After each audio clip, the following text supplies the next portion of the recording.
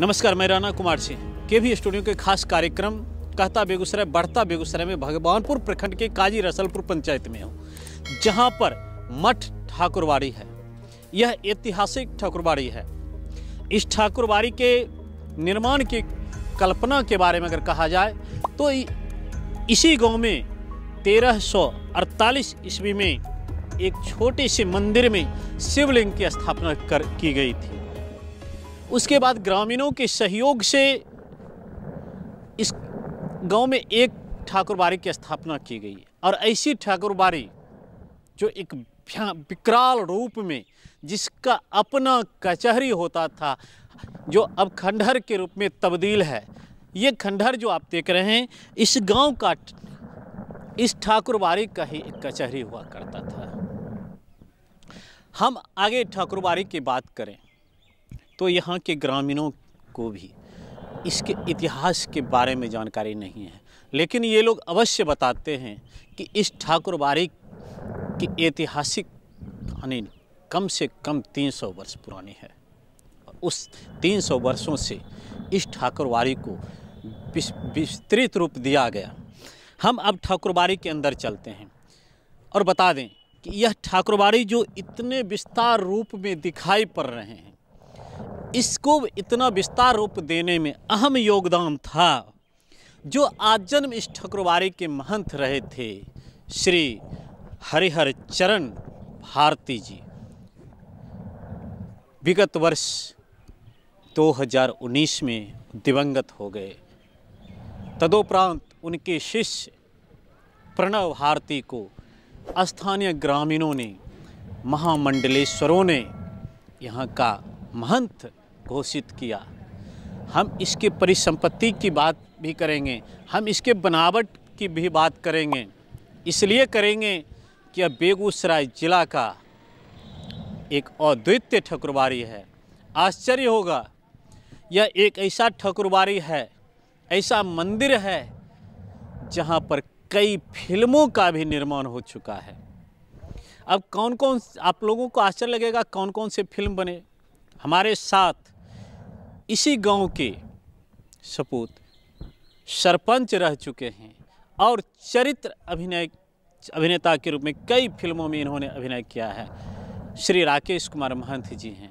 हम उनसे बात करेंगे और जानेंगे कि इस ठाकुरबाड़ी में क्यों फिल्म शूटिंग की गई, यहाँ पर कितने फिल्मों की शूटिंग की गई, ये सारी बात जानेंगे। हम कैमरामैन शकील के साथ अब मंदिर के बाहरी स्वरूप को दिखाते हुए अंदर प्रवेश करते हैं। आइए, ये दरवाज़ा जो देख रहे हैं, प्रवेश द्वार, ये प्रवेश द्वार सिंह दरवाज़ा के नाम से विख्यात है। मूल दरवाजे के ऊपर शिखर पर आप देखते हैं तो जहाँ एक कमल का फूल है और दोनों तरफ से दो सिंह इस मंदिर की रखवाली के लिए हैं। पर्यटक भी आते हैं।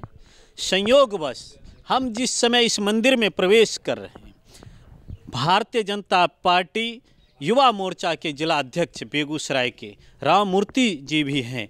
हम इनसे भी बात करेंगे कि यहाँ आने का उद्देश्य क्या है, ये लोग यहाँ आते हैं या स्थानीय पर्यटक यहाँ आते हैं, क्यों आते हैं। हम सब आदमी से मिलेंगे। सबसे पहले हमारा कर्तव्य है कि आपको आगे मंदिर के स्वरूप का दर्शन करवाएं। तदोपरांत यहाँ के सभी पर्यटक, स्थानीय नागरिक जो भी हैं, उनका वक्तव्य लेंगे और आप लोगों तक रखेंगे। हमारे साथ स्थानीय पंचायत के पूर्व सरपंच सह सिने जगत के चरित्र अभिनेता, दिनकर फिल्म सिटी के जिला अध्यक्ष राकेश कुमार चौधरी महंत जी हैं। हम इनसे सबसे पहला प्रश्न रखेंगे कि दुलारपुर मठ क्या है। जी नमस्कार, मैं राकेश कुमार महंत आप तमाम दर्शकों का हार्दिक अभिनंदन और केवी स्टूडियो का धन्यवाद करूंगा कि आप मेरे गांव में पधार करके इस दुलारपुर मठ की महिमा को मंडित करने का काम कर रहे हैं।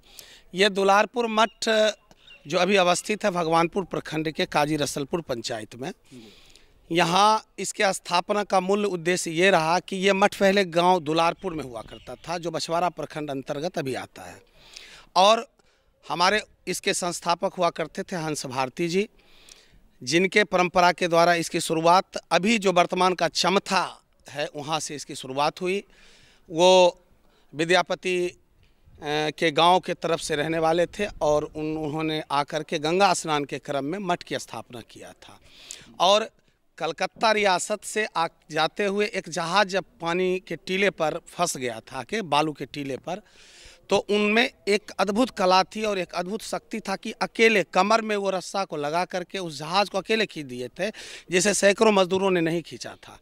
तो उन्होंने रियासत के कुछ ज़मीनों को भी दिया था उनके लिए। और जब बाढ़ का कटाव शुरू हुआ तो दुलारपुर दियारा से ये आकर के अभी जहां वर्तमान स्वरूप में है, वर्ष 1901 का जो सर्वे हुआ उससे पहले 1800 कुछ में, मैं पूरी तरह से बता तो नहीं सकता, लेकिन 1800 कुछ ईस्वी में इसकी स्थापना यहाँ पर की गई। शिवचरण भारती जी उस टाइम इसकी स्थापना किए थे। और मैंने जब बचपन में देखा था इसको, आप जो दुलारपुर मठ का ये प्रांगण देख रहे हैं, ये मठ का मंदिर है।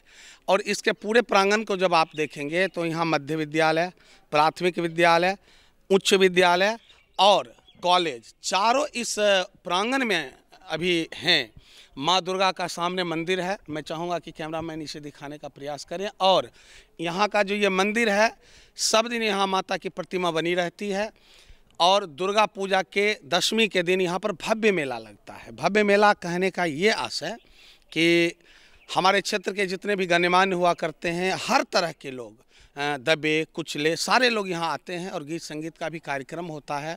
मंगल पाठक जी हमारे जो इसके पुरोहित हुआ करते थे, उनके द्वारा यहाँ मंत्रोच्चार हुआ करता था। गद्दी नशीन महंत, मैंने तो सिर्फ और सिर्फ पूरी तरह से महंत श्री हरिहर चंद्र भारती जी को देखा। और मैं यूँ बता दूं कि मेरे नाम के पीछे जो महंत शब्द लगा है, महंत श्री हरिहर चंद्र भारती जी के ही चरणों की धूली है, जो मुझे भी लोग महंत कहते हैं। अच्छा,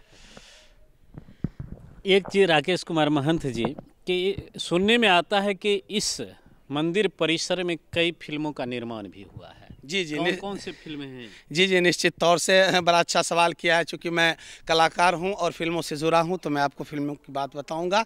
सबसे पहले हमने यहाँ पर गंगा किनार प्रीतिया हमार भोजपुरी फिल्म की शूटिंग किया था। यहाँ पे बगल में इसी मठ के ज़मीन में आपको ईंट भट्ठा है, जहाँ पे शूटिंग हुआ था। फिर ये जो एरिया आप देख रहे हैं, ये चारा कल जहाँ है, यहाँ भी शूटिंग हुआ था। उसके बाद हमने यहाँ शूटिंग किया था हिंदी फिल्म चौहर। आप चौहरमल की कहानी को जानते होंगे, जो चौहरमल और राजा रंजीत सिंह के बीच की कहानी है, अपने यहीं बगल के मोकामा की कहानी है। उसको हमने पूरी तरह से यहाँ दर्शाने का काम किया था। मुंबई से यूनिट आई थी और 18 दिनों तक, पूरे 18 दिनों तक यहाँ शूटिंग हुआ था। 200 लोगों की यूनिट थी, जिसमें हमने बेगूसराय के कम से कम 400 कलाकारों को मौका दिया था। और 400 मौका देने के बाद यहाँ कलाकार काम किए थे। फिर हमने हिंदी फिल्म गुलमोहर, जो माझी द माउंटेन मैन फिल्म है और दशरथ मांझी के ऊपर बनी फिल्म है, उसको हमने यहाँ, उसकी एक गाना को, आप जो कचहरी का भाग देख रहे होंगे आगे, उस कचहरी में हमने उस गाने को दर्शाया था। और उसके बाद हमने और भी कई फिल्मों का छोटा मोटा, निश्चित तौर से यहाँ ये यूँ कह लें कि दिनकर फिल्म सिटी का ये एक स्टूडियो ही है जिसमें आप अभी खा रहे हैं। और यहाँ के जो महंत प्रवर अभी वर्तमान में हैं प्रणव भारती जी, वो और महंत हरिहर चंद्र भारती जी और उनके सारे जितने भी लोग यहाँ हैं, सबों ने काफ़ी अच्छा मदद किया था। इस मठ की और क्या विशेषता है, ये बताइए। मठ की विशेषता यह है कि यहाँ आने वाले जितने भी गरीब गुरबे दबे कुचले लोग होते थे, उनका सम्मान यहाँ पूरी तरह किया जाता था। उनको यहाँ निश्चित तौर से अगल बगल में आप देखिएगा कि घर बहुत सा बना हुआ है। ऐसे तो हमारे पूर्वज दुलारपुर के जो थे वो दियारा से आए थे, लेकिन मठ के अधीन जितने भी यहाँ गांव हैं, हमारा गांव 1956 में आया था, लेकिन मठ 1800 कुछ ईस्वी में ही आ गया था। तो आप देखिएगा कि मैं सरपंच हूँ और मुझे ज़मीन संबंधी विवादों का निपटारा करने का बहुत मौका मिला है। और आप लोगों की दुआ दया और आप लोगों का सहयोग समर्थन है, तो हमने हज़ारों केसों को निश्चित तौर से डील किया है। और उसमें हमने ये पाया है कि दुलारपुर मठ ने हमारे इलाके में लोगों को बसने के लिए ज़मीन दिया था, परवाना के माध्यम से, फ्री ऑफ कॉस्ट, भी कोई भी शुल्क नहीं। और अभी जाइएगा तो हज़ारों हज़ार घर बना हुआ मठ के ज़मीन में पाइएगा। जी जी। यहाँ की विशेषता सुनने में ये आती है कि मठ अपने खर्च से, ये मंदिर जो है, मंदिर के पुरोहित अपने खर्च से, पुजारी अपने खर्च से सामाजिक कार्य भी अक्सर करते रहते हैं। शैक्षणिक कार्य हो, खेल में हो या और सामाजिक कार्य हो। जी राणा जी, निश्चित तौर से अभी अभी की बात करें तो वर्ष 1975 ईस्वी से मैं उस समय 1 वर्ष का होऊंगा, चूँकि 1974 में मेरा जन्म हुआ है। तो 1975 ईस्वी से महंत श्री हरिहर चंद भारती जो लगभग 1 वर्ष पूर्व 25 जनवरी 2019 को वो ब्रह्मलीन हुए हैं, अभी साल भी नहीं लगा है। उनके नाम से वर्ष 19 मैंने मरे हुए व्यक्ति के नाम से टूर्नामेंट सुना था, लेकिन जीवन में पहली बार महंत श्री हरिहर चंद भारती के नाम से जीवितावस्था में करीब 45 वर्षों तक 44 वर्षों तक मैंने देखा कि मेरे नज़रों के सामने। और 44 वर्ष में मैं एक और बात बता दूं कि लगभग 30 से 35 वर्षों तक मैंने उस टूर्नामेंट में कमेंट्री भी किया है और मैं मंच उद्घोषणा का कार्य करता हूँ। महंत जी के साथ मुझे जुड़े रहने का अवसर मिला है। इनके पुत्र या फिर कहें कि इनके जो शिष्य हैं महंत प्रवर जो हैं अभी वर्तमान के, वो हैंडबॉल की प्रतियोगिता करवाते हैं, क्रिकेट की प्रतियोगिता होती है, यहाँ परिक्षेत्र में वॉलीबॉल का मैच होता है। और शैक्षणिक माहौल की बात करें तो आए दिन जो हाई स्कूल है, प्राथमिक विद्यालय है, मध्य विद्यालय है, इन सारे में कार्यक्रमों का तांता लगा रहता है। धार्मिक माहौल की बात करें तो दुर्गा पूजा, और जब ताजिया होता है तो ताजिया दुलारपुर के ही रियासत के अंदर एक आता है, आपको दुलारपुर ही कहते हैं, लेकिन बाद के समय में वो पिरौली हो गया तो लोग वहाँ वाजिदपुर पिरौली अब लिख देते हैं, लेकिन लाइसेंस उसका अभी भी दुलारपुर नाम से है। तो वो ताजिया जब आता है तो यहाँ मठ पे आकर के पहले दुर्गा जी के आसपास आकर के उनका मिलान होता है। यहाँ महंत प्रवर उसकी पूजा करते हैं और पूजा के बाद धार्मिक माहौल पूरे क्षेत्र में बना रहता है। ये है हिंदू मुस्लिम भाईचारे का एक अटूट व्यवस्था। निश्चित तौर से ये दुलारपुर मठ जहाँ बसा है इसको फतेहपुर भी बोलते हैं, और फतेहपुर जो बगल में है, यहाँ मुसलमानों की संख्या काफ़ी अच्छी है, मुसलमान जाति के लोग ज़्यादा हैं। और जब ताजिए का काम यहाँ पर होता है तो लोग निश्चित तौर से आपको उसमें हिंदू लोग बढ़ चढ़ के हिस्सा लेते हैं और हिंदू मुस्लिम एकता का आपको यहाँ पे इस मठ के माध्यम से बहुत अच्छा देखने को अंतिम प्रश्न आपसे है कि ऐसा सुनने में आता है आसपास के लोगों के द्वारा कि महंत हरिहर चरण दास भारती जो थे, उनका मुख्य उद्देश्य ये था खेल में कि वॉलीबॉल का हम खेल खिलवाएं ताकि यहाँ के बच्चे राजकीय स्तर पर, राष्ट्रीय स्तर पर अपनी पहचान बनाएं और सरकारी सेवा में भी अपनी योगदान दें। जी निश्चित तौर से दुलारपुर का जो ग्रामीण क्लब दुलारपुर महंत श्री हरिहर चंद भारती द्वारा पोषित टूर्नामेंट हुआ करता था, या हो रहा है, आज भी हो रहा है फाइनल उसका, जिसमें राकेश सिन्हा जी आ रहे हैं, उसके मुख्य अतिथि हैं।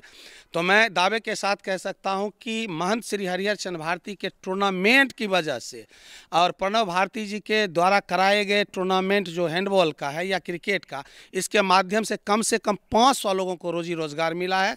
और मैंने तो कल ही फेसबुक पे डाला था कि यहाँ खेल जो है वो हमारे क्षेत्र के लोगों को रोजी रोजगार देता है। तो निश्चित तौर से मैं मठ की भूरी भूरी प्रशंसा करना चाहूँगा कि इनके खेल के माध्यम से लोगों को बढ़िया रोजी रोजगार मिल रहा है। इसके लिए मैं मठ को बहुत बहुत धन्यवाद भी देना चाहूँगा।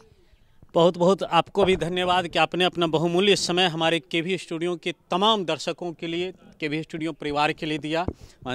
अब हम आते हैं वर्तमान में दुलारपुर मठ मंदिर के जो मुख्य पुजारी हैं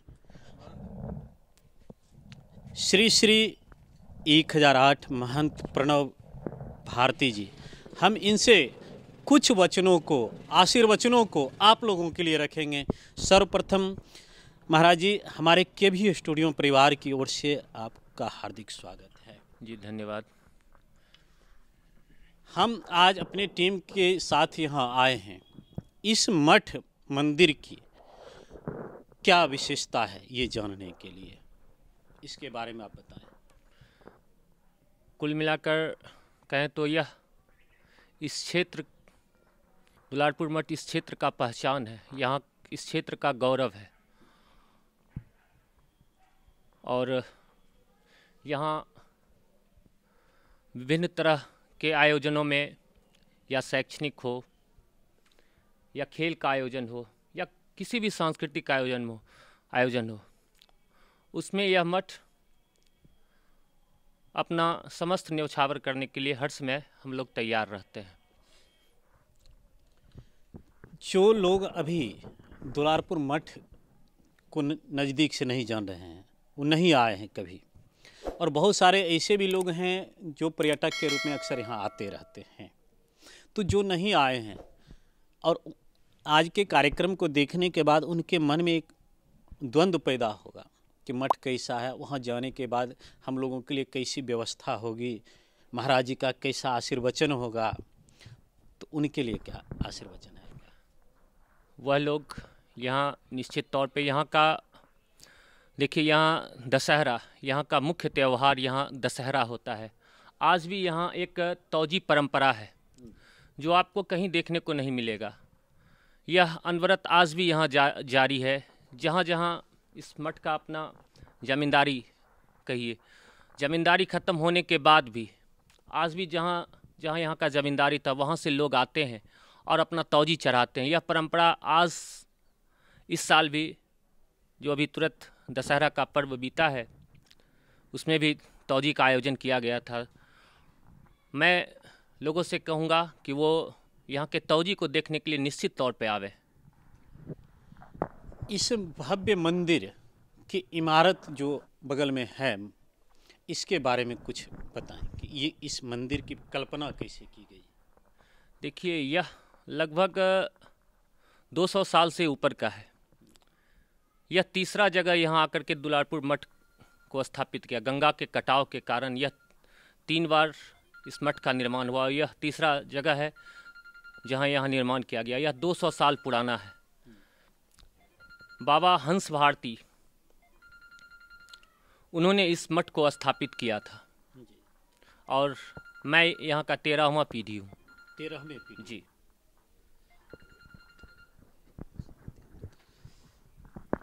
तो ये थे महाराज जी प्रणव भारती जी, यहाँ के प्रमुख महंत, जिनके सानिध्य में वर्तमान में इस मंदिर की में देवी देवताओं की सेवा की जाती है। आगत अतिथियों का सत्कार होता है। जितने भी हिंदू श्रद्धालु लोग हैं इस मंदिर में माँ देवी दुर्गा की प्रतिमा के दर्शन में आते हैं। बगल में शिवलिंग हैं, वहाँ दर्शनार्थ आते हैं, या यूँ कहें कि पर्यटक के रूप में आते हैं। तमाम लोगों के लिए सशरीर हमेशा स्वागत के लिए रहते हैं। हम अब आपको इस मंदिर के अंदर क्या क्या चीज़ है इसके बारे में नज़दीकी से अवलोकन करवाते हैं। चूँकि महाराज जी को भी कहीं विशेष कार्य से जाना है, बराबर फ़ोन आ रहा है और इनको रोकना हमारे बस की बात नहीं है। इनका अंतिम आशीर्वचन आप लोगों के लिए होगा। अंतिम आशीर्वचन जो भी श्रद्धालु लोग सुन रहे हैं अपने मुखारविंद से महाराज जी रखें।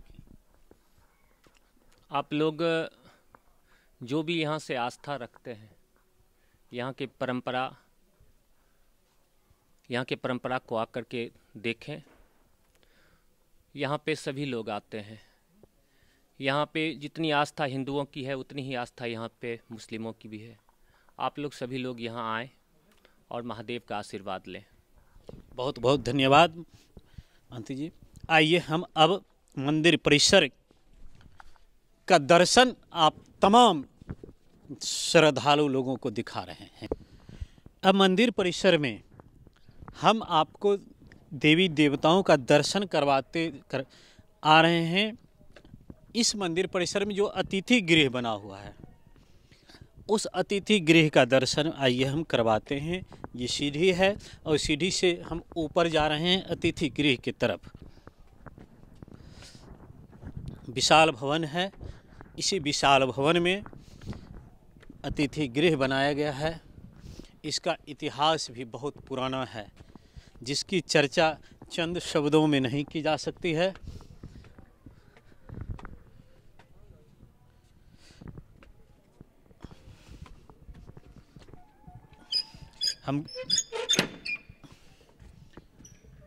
ये अतिथि गृह है जिसमें कई कक्ष हैं। आप ऊपर देखेंगे तो पुराने ज़माने में जो सखुआ की लकड़ी का बिंब होता था और बड़े बड़े ईंट के पत्थर से छत बनाए जाते थे, ये सारे अतिथि गृह हैं जहाँ बाहर से जो भी पर्यटक लोग आते हैं उनको यहीं ठहराया जाता है। यह इस मंदिर परिषद का ही एक भाग है। ये इस मंदिर परिषद का यज्ञशाला है, हवन कुंड। हम नज़दीक आकर दिखाते हैं कि यज्ञशाला में यहाँ पर हवन कुंड है। यहीं पर तमाम देवी देवताओं के लिए जो पूजा अर्चना किए जाते हैं, तदोपरांत आहुतियाँ यहाँ दी जाती है।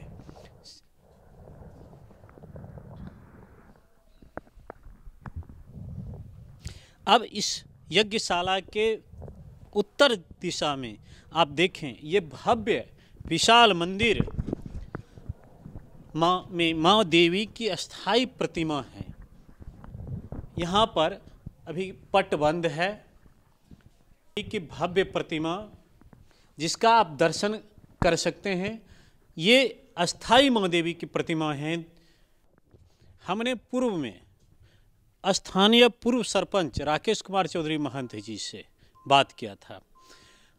हम यहाँ के वर्तमान महंत श्री 1008 प्रणव भारती जी से बात किया था कि सामाजिक समरसता, सामाजिक सौहार्द के क्षेत्र में उनका क्या योगदान है। आप आए नज़दीक से देखें कि दुलारपुर मठ मंदिर ठाकुरबाड़ी के द्वारा जो हर वर्ष खेल का आयोजन किया जाता है, उसमें आप देख सकते हैं कि हैंडबॉल प्रतियोगिता के पुरस्कार यहाँ पर दिए हुए हैं। सांस्कृतिक कार्यक्रम हुआ है उसका दिया हुआ है, या अन्य खेलों के जितने भी सम्मान हैं यहाँ पर दिए गए हैं। अब हम परिचय करवाते हैं। सामाजिक कार्यकर्ता के रूप में आप जानते होंगे, साथ ही साथ बिहार राज्य हैंडबॉल एसोसिएशन के बेगूसराय के जिला मीडिया प्रभारी श्री सत्यजीत सोनू जी के से इन्हीं के नेतृत्व में विगत वर्ष महंत प्रणव भारती जी के अध्यक्षता में एक भव्य हैंडबॉल प्रतियोगिता का आयोजन किया गया था और वह प्रतियोगिता राज्य स्तरीय प्रतियोगिता थी। अब वह प्रतियोगिता कैसी थी ये खुद बताएंगे। सर्वप्रथम मैं हमारे इस मठ के मठाधीश को मैं नमन करता हूं, उनको सशक्त प्रणाम करता हूं, और हमारी जो परंपराओं की परंपरा है और पीढ़ियों की परंपरा है, मैं उनको भी याद करते हुए ये कहना चाहता हूं कि दुलारपुर मठ का जो इतिहास है वह सिर्फ शब्दों में बयां नहीं कर सकते हैं। अगर आपको उसको जानना है तो सबसे पहले आपको एक बार मठ आकर के देखना होगा कि मठ में किस तरह के कार्य चलते हैं। जैसा कि अभी आप सभी लोग देखे होंगे आते समय कि मठ के बगल में ही दुलारपुर मठ मिडिल स्कूल स्थापित है, जिसको कि हम लोग प्रभुचंद्र भारती मध्य विद्यालय के नाम से जानते हैं, जहाँ से मैं भी पढ़ चुका हूँ। उसके आगे आप अगर आएंगे तो काजी सलपुर पंचायत का भवन स्थापित है, उसके बगल से एक पोखर बहती है, उसके जस्ट बगल में जो मठ के हमारे मठाधीश हुआ करते थे और अभी ब्रह्मलीन हो गए हैं, महंत हरिचंद्र भारती जी के स्मृति में एक संस्कृत का महाविद्यालय स्थापित है, उसके बगल में संस्कृत का विद्यालय स्थापित है।